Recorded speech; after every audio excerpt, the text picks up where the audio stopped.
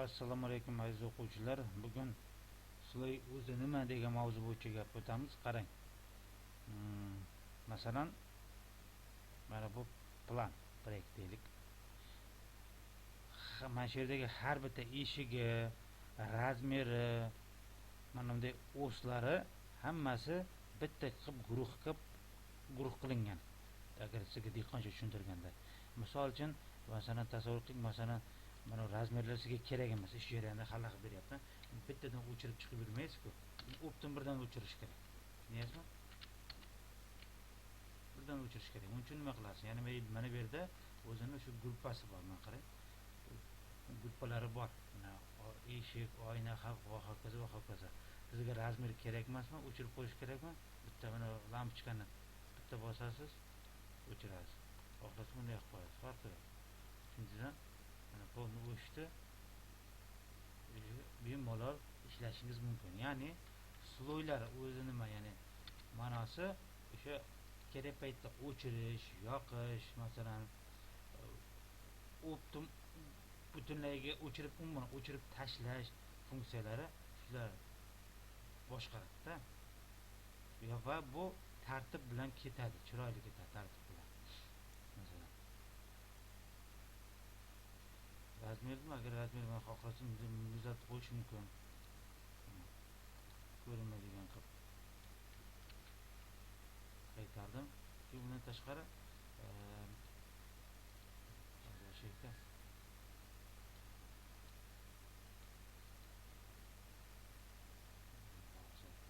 keyin bularda masalan pazrashnilari bor.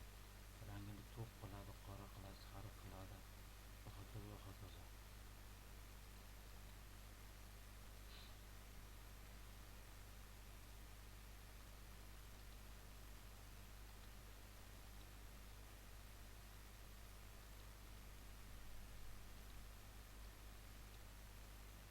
Deb ko'rinmayapti.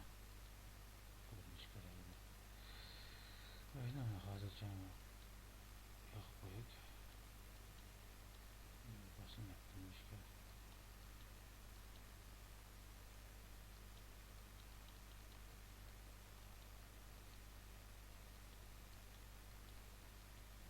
Ishlamay qoldi. Kontrol bilan qaytaraman. Yo'qib qo'ydik.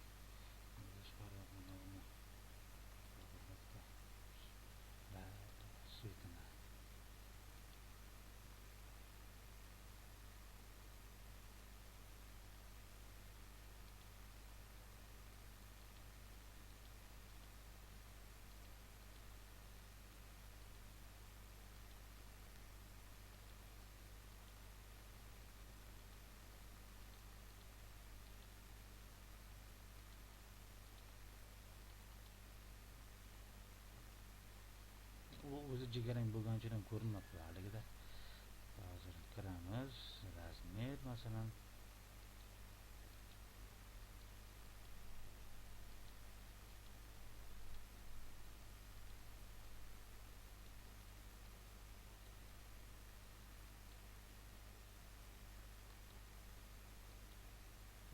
uzr, mana blokni esim chiqdi. Mana blokdaysiz.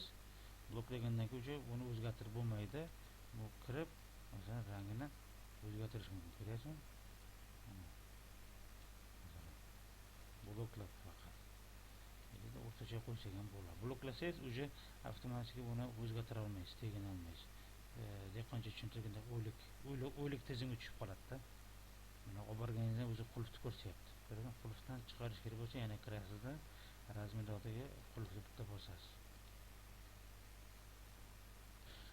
Yana davom etamiz. Qarang, masalan boshida masalan proyekt boshlanganda bunday o'slar birinchi chiziladi bundan. O'slari. Shuni masalan qulflab qo'yasiz. O'sha ko'ryapsizmi? Rangi o'zgaradi. O'zgaradimi? O'zgargandan keyin o'shanda xohlaganingizcha masalan rangini beraverasiz. Bir-biridan farqlash uchun. Tushuntira olyapmanmi? Shunday ketaveradi. Endi buni chunki boshida buni qo'zg'atib bo'lmaydi. Buni bosib soat olsangiz qo'zg'almaydi. Tushuntira olyapmanmi? Endi ba'zan shunday vaziyat bo'ladi. Masalan pechatga berish kerak. Pechatga berayotganda misol uchun mana bu yerdagi shtrixovkalar ko'rinmasligi kerak. Tushuntiryapmanmi? Mana bu yerda mana narsa ko'rinmasligi kerak. Uning uchun nima qilasiz? Siz slowga kirasiz. Bosildi. Keyin mana bu yerda ozgina tanishtiramiz, qarang. Shtrixovka bor, ko'ryapsizmi? Mana bu yerda pechat funksiyasini bitta bosib qo'ysangiz, minus tushdi. O'sha pechatga chiqmaydi degani. Undan tashqari qarang. Boshida 0 sloy bo'ladi va def point har doim bo'ladi. Busiz iloji yo'q. Va har doim bu boshlanishi shunday bo'lsin. Qolgani keyin hali mousda ketma-ket qanday ochish, qanday yopish hammasini tushuntiradi. Bitta bosasiz, tamom. Keyin nima qilasiz? Buni qo'ying.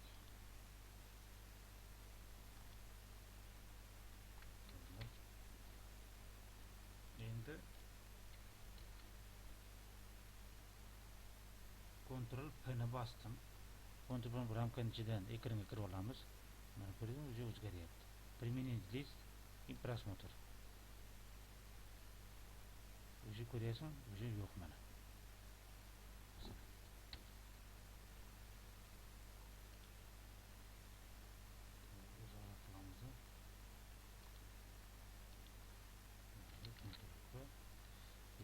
Ekran ichida, ekran to'g'ri.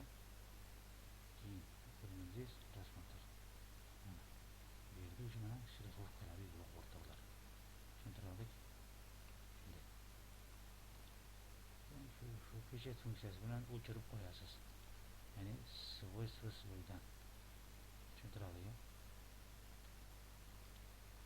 Yana bir bor narsani tushuntiramiz, qarang mana. Bu ko'patlar, Ctrl P, ekran, просмотр qilamiz. Hozir 50 hisobini qilaman.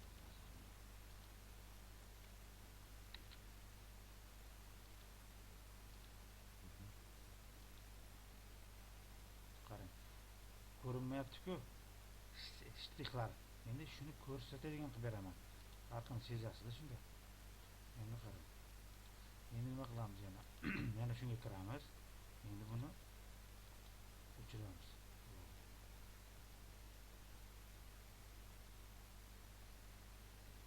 Yana ko'rsatib beraman. Ctrl ekran просмотр. Endi ko'rdingizmi? Mana shtrixlari chiqdi. Mayda chiziqlar. Endi bu qarang. Bu hozirgi ishimiz notebook chiqyapti. Nima deydi? Oq-qora formatda. U o'zini qanday rangi bo'lsa, masalan, mana shu ko'k qizil ranglari bilan o'zi qanday rangda bo'lsa, shu rang bilan chiqish kerak. Uning uchun nima qilasiz? Ko'paytirasiz. Ctrl P. Mana bu yerda o'zining funksiyasi bor mana. Bosasiz, netni bosasiz va Применить list, keyin просмотр qilasiz. Mana. Ko'rdingizmi? O'rtada mana o'zini boshqa ranglarini ham chiqarib beryapti. Tushuntirdik? Shu.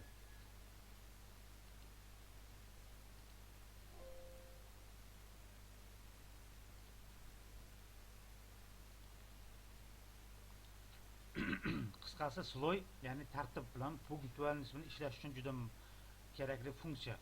Tushuntiryapmizmi? Masalan, o'sha haliga aytganimizdek, kerakli narsani yoqib, keraklisini o'chirib, masalan, eshik kerak bo'lsa eshiklarni o'chirib, boshqa qilib o'tir. Masalan, qulfga qo'yasiz, boshqa qilasiz. Masalan, eshikda borda mana eshik oraliqmi? So'tini qulfga deb uzr.